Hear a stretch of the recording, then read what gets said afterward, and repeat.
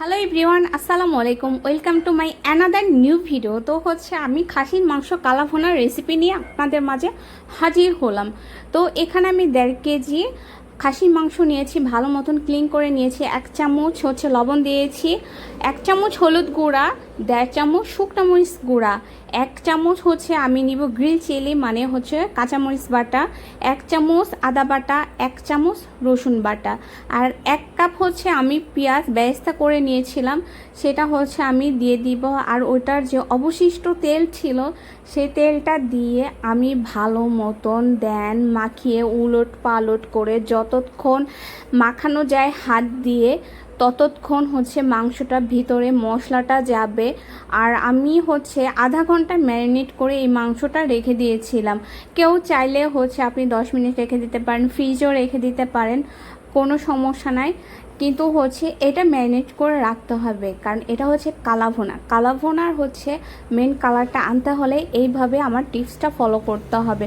এখানে তারাময়, শুকনো মরিচ, এলাচ, দারচিনি, কাবাব চিনি, গোলমরিচি, তারাময়, এলাচ, রাঁধুনি, বড় এলাচ, আমি এগুলা সব কিছু নিয়ে নিয়েছি পরিমাণ মতো করে। আপনারা এইভাবে পরিমাণ মতন করে নিয়ে নেবেন। তো আমি এখানে এটা প্যানে বসাই দিলাম। তো এখানে আমি কোনো তেল ইউজ করব না। আমি যে তেলটা যা যা আমি ম্যারিনেট করে রেখে দিছি এটা একটু নাড়াচাড়া করে নিব। একটু পানি গলে দিলে আমি এটার মধ্যে আমি গরম পানি দিয়ে দিব, কারণ আমার মাংসটা সিদ্ধ হবে ততক্ষণ আমার দমে দমে আমার পানি দিতে হবে। একবার আমি পানি দিতে পারবো না। তো আমি এখন পানি দিয়ে দিলাম।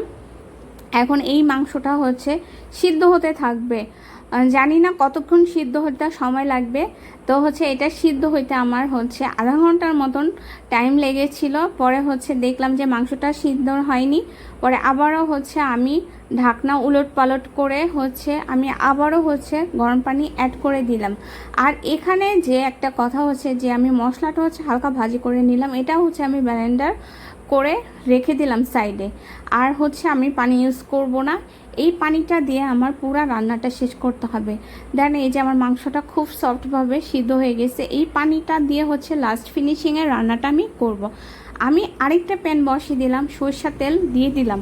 এখন আমার মেন যে কালার মাংসে সেটা আনতে হবে। এখানে আমি 1.5 কাপ পেঁয়াজ কুচি করে একটু ভাজা ভাজা করে নিব, কারণ এটা আমার বেরেস্তা করা যাবে না। এখানে পরিমাণ মতো আমি আবারও লবণ দিয়ে দিয়েছি।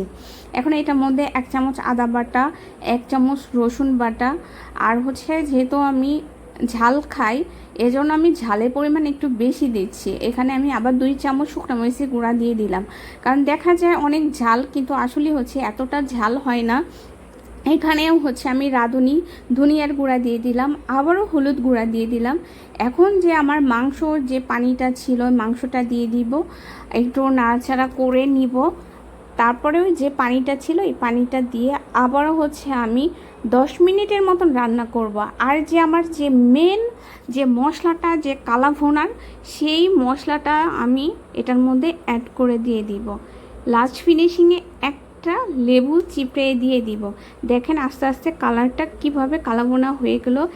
বাট অনেক মজা হয়েছে। আপনারা এইভাবে বাসায় ট্রাই করবেন। আমার পেজটা সবাই ফলো করবেন, ভালোবাসা